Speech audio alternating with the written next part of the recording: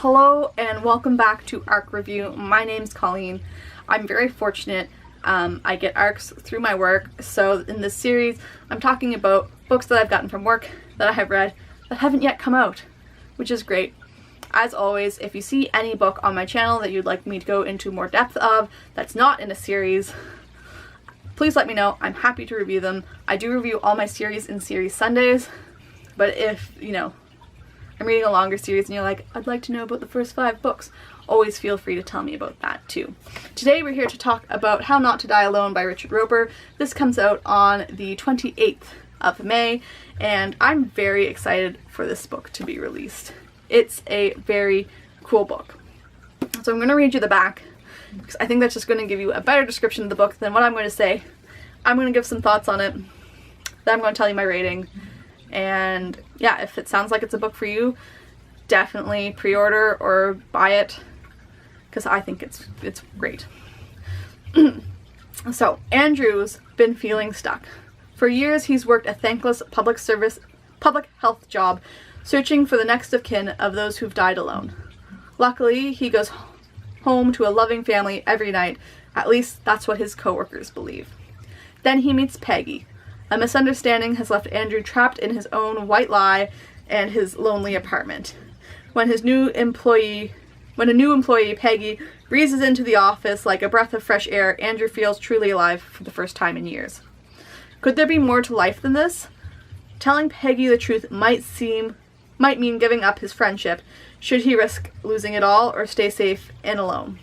Smart, darkly funny, and life-affirming, How Not to Die Alone is a bright, big-hearted debut novel we all need. A story about love, loneliness, and the importance of taking a chance when we feel we have the most to lose. So this gives you a lot of the plot of the book. Andrew lives alone in an apartment. He really likes model trains and doesn't have any friends. And he works for public health, identifying people who have died by themselves, trying to find next of kin, arranging their funerals, and all of that sort of stuff. And then Peggy is also hired to work in this office, and Andrew is her mentor. And they become friends. Well, only problem is that during his interview, he zoned out for a minute and said yes to a question, and that question was, do you have a wife and kids? Which he did not. There was a lot of interesting twists and turns in this book, particularly towards the end, and I really enjoyed it. I think that there's definitely parts of it that are very lighthearted and very fun, and it really makes, I think, at least me, reevaluate some of the relationships I have with people, especially some of my older relatives that I haven't seen a lot, because so much of this is about people who just haven't seen each other because, it hasn't been convenient. They've drifted apart, and it's, it's hard. There's some things in here that I think are more particular to England. I know that here we also have a similar program for, arranging funerals for people who have died without any next of kin and all that sort of stuff. But some of it I found a little bit harder to relate to, just because I think that there is a difference between North America, particularly Canada, and things they do in the UK, which I found interesting. I really enjoyed all of the characters in here. Both Andrew and Peggy have really good development arcs, which I think is really important, and you can see how they've grown by the end of the book. And all of the other characters who don't play as much of a part in it also do get some development, which I really enjoy, and do feel like full people, which I think is really great, especially seeing that this is a debut novel. I also love the cover. I think that this is gorgeous, and I do believe the finished copy is going to have a very similar, or at least the same cover. So yeah, I rated this 4 stars. I think that it was really enjoyable. I really loved it. I wanted maybe a little bit more in some places. Some reviewers have found Andrew's and Peggy's relationship a little bit challenging, because I did read some reviews on Goodreads after I had finished it.